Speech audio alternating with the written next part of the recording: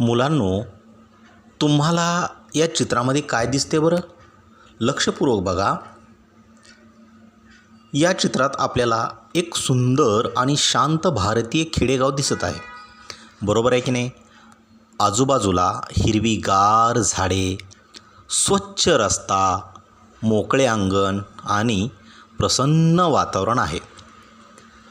सकाळचे कोवळे ऊन पडल्यामुळे संपूर्ण परिसर उजळून निघाला आहे की नाही? तर गावातील हवा शुद्ध आणि ताजी असते. परंतु शहरातील गोंगाटापेक्षा गावातील वातावरण कसं असतं बरं?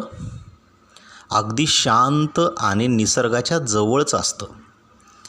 येथे लोक एकमेकांशी प्रेमाने राहतात आणि सर्वजण एकमेकांना मदत करतात की नाही? तर गावात पक्ष्यांचा किलबिलाट ऐकू येतो आणि झाडांमुळे सावली मिळते. तर मुलांनो, मला सांगा, गावातील कोणती गोष्ट तुम्हाला सर्वात जास्त आवडते? सांगा बरं. बरोबर आहे. हे तुमचं एकदम बरोबर आहे. तर आता यामध्येच चित्रामध्ये अजून काय दिसत आहे तुम्हाला? पहा बरं. बरोबर. चित्राच्या एका बाजूला लाल रंगाचा ट्रॅक्टर उभा आहे. बरोबर आहे की नाही? एक शेतकरी ट्रॅक्टर चालवत आहे, तर दुसरा शेतकरी त्याच्यासोबत बोलत आहे. पूर्वी शेतीची कामे बैलांच्या मदतीने केली जात होती. या ट्रॅक्टरमुळे कामे जलद आणि सोपी झाली आहेत. शेत नांगरणे, बियाणे पेरणे आणि माल वाहून नेणे यासारखी कामं ट्रॅक्टर सहज करतो. शेतकरी खूप मेहनत करून आपल्याला शेतात पिके घेतात. त्यांच्या कष्टामुळेच आपल्याला धान्य, फळे आणि स्वच्छ अशा भाज्यासुद्धा मिळतात. तर मला सांगा मुलांनो, जर शेतकरी शेतात काम करत नसतील तर आपल्याला अन्न कुठून मिळेल? कुठून मिळालं असतं? करा बरं कल्पना. बरोबर आहे. म्हणजे शेतीशिवाय आपल्याला अन्न कुठूनही मिळू शकत नाही, कारण शेतीला पर्यायच नसतो. आता पुढच्या चित्रामध्ये लक्षपूर्वक बघा. येथे एक महिला हातात पाण्याचा डब्बा घेऊन झाडांना पाणी घालत आहे. तिच्या आसपास रंगीबिरंगी फुले आणि हिरवीगार झाडे दिसत आहेत. झाडांना रोज पाणी दिल्यास ती निरोगी राहतात आणि छान दिसतात आणि त्यांची वाढ होते. फुलांमुळे घरांचे सौंदर्य वाढते, तसेच वातावरण प्रसन्न होते. झाडे आपल्याला प्राणवायू देतात. प्राणवायू म्हणजे काय? ऑक्सिजन. बरोबर आहे. आणि परिसरात वाढलेली उष्णतासुद्धा कमी करण्यास मदत करतात. बरोबर आहे की नाही?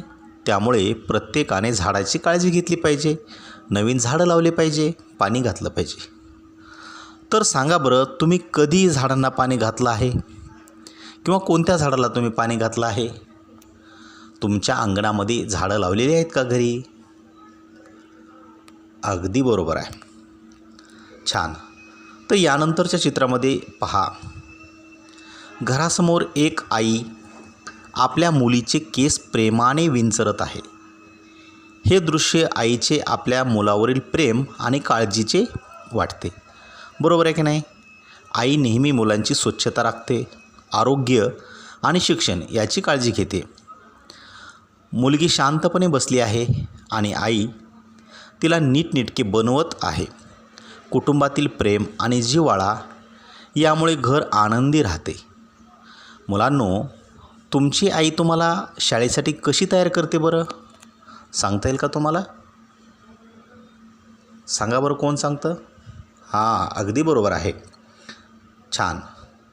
तर दुसऱ्या चित्रामध्ये बघा. या चित्रात एक छोटेसे मांजरीचे पिल्लू जे आहे ताटात ठेवलेले दूध पित आहे. मांजर हे एक गोंडस आणि पाळीव प्राणी आहे बरं का. गावात अनेकजण मांजरी पाळतात. कारण का बरं पाळत असतील सांगा बरं? अगदी बरोबर आहे. मांजर उंदरं पकडते आणि घरातील धान्याचे संरक्षण करते. मांजर शांत आणि चपळ असते बरं का. त्याच्या मऊ अंगावर केस असतात आणि ते खेळकर स्वभावाचे असते. तर सांगा बरं मुलांनो, तुम्हाला मांजर आवडते का? मांजरीचा आवाज कोण काढून दाखवतं बरं? काढा बरं, कसा असतो? ते जमलं की तुम्हाला दिसते. छान. शेळ्या गावात पाळल्या जातात. बरोबर आहे. यानंतर दुसऱ्या चित्रात दूध देतात. शेळीचे दूध आरोग्यासाठी चांगले असते बरं का. शेतकरी शेळ्यांना गवत आणि चारा देतात. प्राण्यांची काळजी घेणे हे शेतकऱ्याचे महत्त्वाचे काम असते. सांगा बरं, शेळी कोणते अन्न खाते? अगदी बरोबर, तुम्हाला खरंच माहीत आहे. आता पुढच्या चित्रामध्ये बघा. या चित्रात काय दिसत आहे? एक मोठी पांढरी गाय गवत खाताना दिसते. गाय आपल्याला अतिशय उपयुक्त प्राणी आहे. ती आपल्याला दूध देते. आपण दुधापासून दही बनवतो, लोणी बनवतो, आणखी काय बनवतो? बरोबर, तूप आणि ताकसुद्धा बनवतो. शेतकरी गायींची खूप काळजी घेतात. गायीला वेळेवर चारा देणे, पाणी देणे, तिच्यासाठी स्वच्छ गोठा तयार करणे. सांगा बरं मुलांनो, तुम्ही दूध पितात का? अगदी बरोबर. कोणाकोणाला आवडतं दूध प्यायला? छान, म्हणजे सर्वांनी दूध प्यायला पाहिजे. तर तुम्ही दुधापासून कोणकोणते पदार्थ बनवतात बरं? अगदी बरोबर आहे.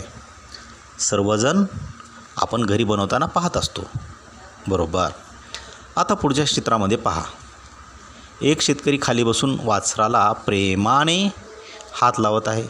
हे दृश्य माणूस आणि प्राणी यांच्यामधील जिव्हाळा दाखवते. गावातील लोक जनावरांना आपल्या कुटुंबातील सदस्याप्रमाणे जपतात. वासरू खूप निरागस आणि खेळकर दिसते. शेतकरी त्याची प्रेमाने काळजी घेत आहे.